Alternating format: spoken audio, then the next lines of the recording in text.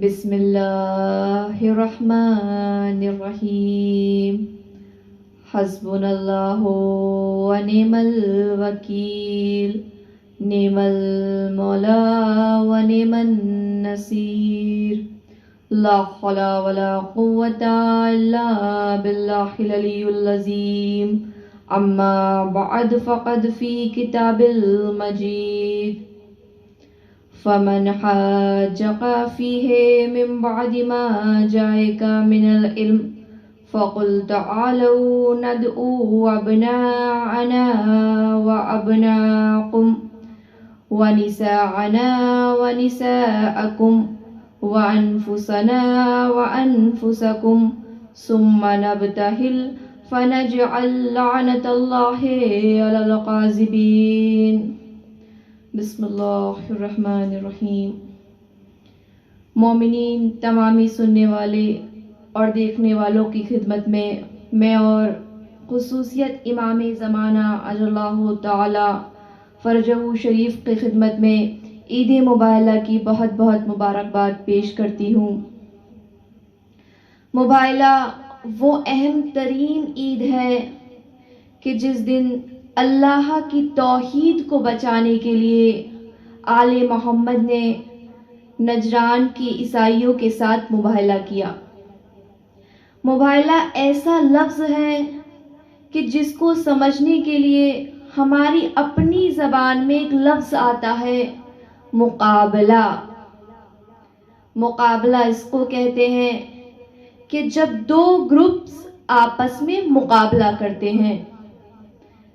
جیسے مقابلہ، مقاتلہ، یعنی جب دو گروہ ایک دوسرے سے لڑائی کرتے ہیں تو اس میں ایک فاعل بھی ہوتا ہے، ایک مفعول بھی ہوتا ہے، ایک سبجیکٹ بھی ہوتا ہے، ایک آبجیکٹ بھی ہوتا ہے. تو جیسے مقابلے کے لیے دو گروپ ضروری ہیں، اسی طرح مباہلے کا مطلب یہ ہے کہ ایک دوسرے پر لعنت کرنا، ایک دوسرے پر بد دعا کرنا، اس کے ساتھ کہ ہم میں سے جو جھوٹا ہو اس پر اللہ کی لعنت ہو اور اس پر عذاب آئے.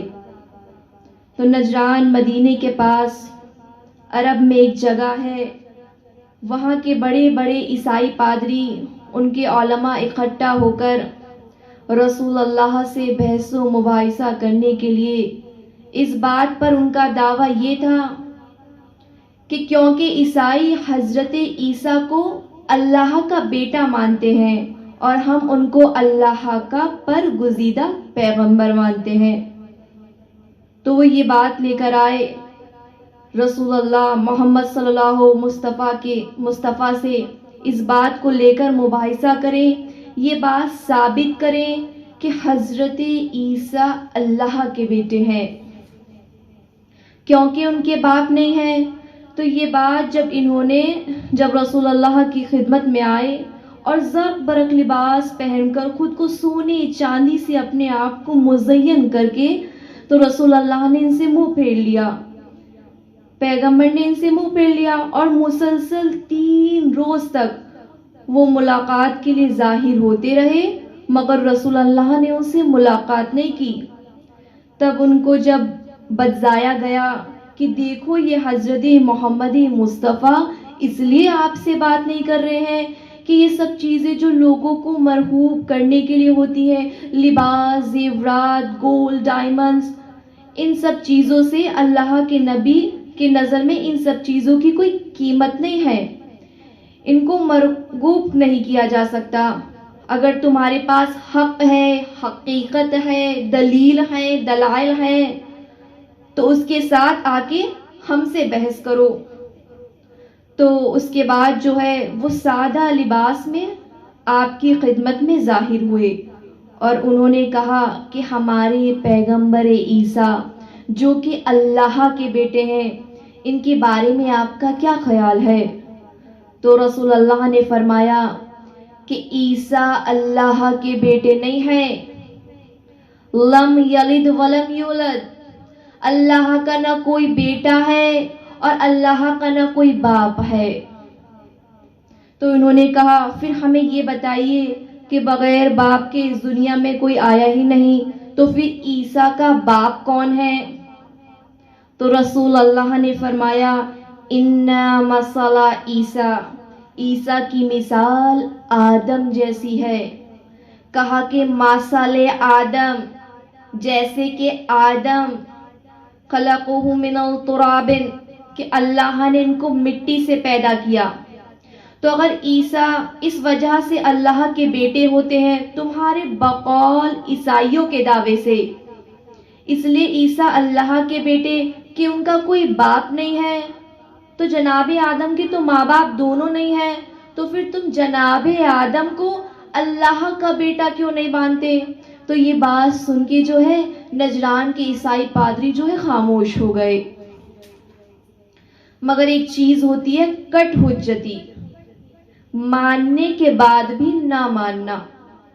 تو اب جو ہے پیغمبر سے اللہ نے کہا، یہ آیت نازل ہوئی جس کو آل مباہلہ کہتے ہیں، یہ آل عمران کی آیت نمبر 61 ہے. اس میں ارشاد ہوا فَمَنْ حَاجَّكَ فِيهِ مِنْ بَعْدِ مَا جَاءَكَ مِنَ الْعِلْمِ، تو اگر کوئی آپ سے بحث کرتا ہے علم کے بعد یعنی قرآن کی آیت میں سننے کے بعد بھی اگر کوئی آپ سے بحث کرتا ہے، فَقُلْ تَعَالَوْا، تو آپ کہیے کہ آؤ، ندعو، بلائیں، ابناءنا و ابناءکم، ہم اپنے بیٹوں کو بلاتے ہیں تم اپنے بیٹوں کو بلاؤ، ونساءنا و نساءکم، ہم اپنی عورتوں کو بلاتے ہیں تم اپنی عورتوں کو لے کر آؤ، وانفسنا و انفسکم، اور ہم اپنوں کو لے کر آؤ اور ہم اپنے نفسوں کو لے کر آتے ہیں، ثم نبعتہل، پھر ہم سب مل کے مباہلہ کریں، وَنَجْعَلْ لَعْنَةَ اللَّهِ عَلَى الْقَاذِبِينَ، اور جو جھوٹا اس پر لعنت کرے. تو آپ نے دیکھا قرآن کی آیتوں کے سننے کے بعد قرآن سے جب کوئی نہ مانا تو پھر منانے کے لیے اہل بیت کا سہارا لیا گیا. یہاں اس آیت میں ابناءنا سے مراد ہے امام حسن اور امام حسین علیہ السلام. نساءنا سے مراد ہے جناب فاطمہ زہرا سلام اللہ علیہا، اور انفسنا سے مراد ہے حضرت محمد مصطفیٰ اور حضرت علی مرتضیٰ. تو جب یہ اعلان ہو گیا کہ میں اپنے بیٹوں کو لاؤں گا تم اپنے بیٹوں کو لانا، جب مباہلہ کریں گے اور ایک دوسرے پر بد دعا کریں گے، تم اپنی عورتوں کو لانا ہم اپنی عورتوں کو لائیں گے، اور تم اپنے نفسوں کو لانا ہم اپنے نفسوں کو لائیں گے، بالکل رسول جیسا. نفس رسول حضرت علی، کیونکہ وہ بھی بالکل رسول جیسے ہیں، رسول نہیں ہیں لیکن رسول جیسے ہیں. تو عزیزان گرامی، یہ سب کے سب جو ہے رسول جیسے ہیں. تو انہوں نے یہ کہا، پادریوں نے جو عیسائی علماء تھے، کہ کل جب ہم سے مباہلہ کرنے کے لیے، لعنت کرنے کے لیے اگر محمد اپنی قوم کو لے کر آئے